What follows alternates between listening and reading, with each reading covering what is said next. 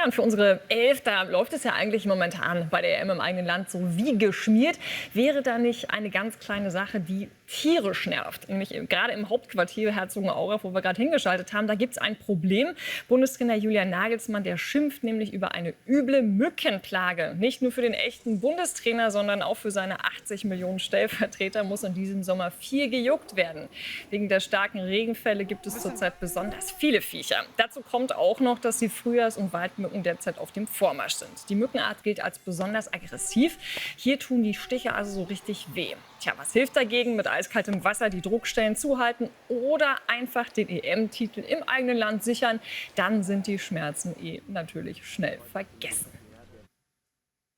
Ja, über diese Mückenplage möchte ich sprechen. Professor Jonas Schmidt-Schanner ist mir zugeschaltet, Virologe am Bernhard-Nocht-Institut für Tropenmedizin. Herr Schmidt-Schanner, schön, dass Sie Zeit haben. Guten Morgen, Frau Droste.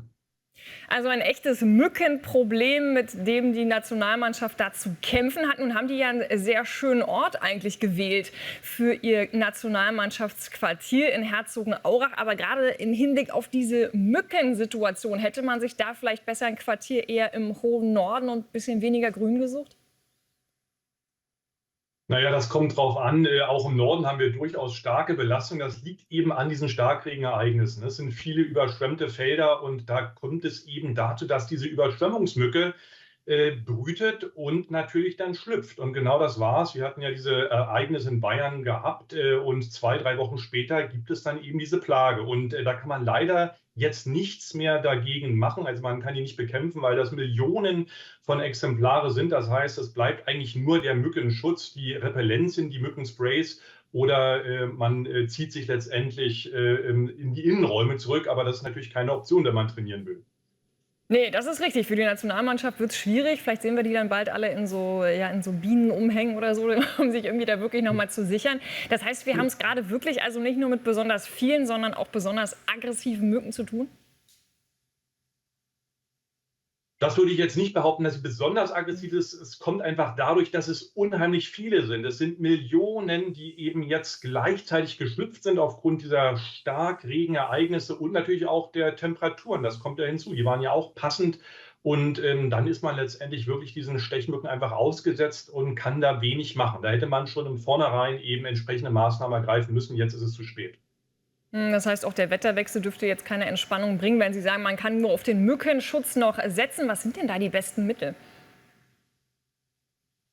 Das, was jeder kennt, also die Mittel, die das Icaridin enthalten, das DEET oder wenn man pflanzlich etwas haben will, das Citridiol, das sind die Wirkstoffe, die bekanntermaßen auch wirksam sind. Und wenn man an die zum Beispiel Olympia in Brasilien zurückdenkt, auch dort gab es letztendlich Partner, die genau diese Repellenzien zur Verfügung gestellt haben. Also letztendlich gibt es da auch Erfahrungen im Sport, welche wirken und welche nicht so gut wirken, insbesondere bei den Hochleistungssportlern. Ja, aber was ist denn, wenn die dann schon gestochen haben? Also wir sehen ja hier auch gerade Bilder, wo sich ständig einer kratzt. Ich meine, das wäre ja fatal, wenn der Flori Wirtz das Tor nicht treffen würde, weil es ihn gerade am Bein krabbelt. Was macht man da? Auf keinen Fall aufkratzen, also das, was man im Video gesehen hat, das auf keinen Fall. Man kann Wärme-Hitzestifter verwenden, die sind sehr, sehr hilfreich, also unterdrücken den Juckreiz. Und es kommt dann auch ja, letztendlich zu einer schnellen Verbesserung der Symptomatik. Ansonsten natürlich juckreizstillende Salben und so weiter, aber da ist natürlich der DFB super aufgestellt mit dem Ärzteteam. Also da habe ich keine Sorge, dass sie nicht wissen, was zu tun ist. Herr Schmidt-Schanner, ich danke Ihnen ganz herzlich für das Gespräch und wir drücken die Daumen, dass es nicht zu sehr juckt beim DFB-Team. Danke Ihnen. Ja, tschüss, ich auch.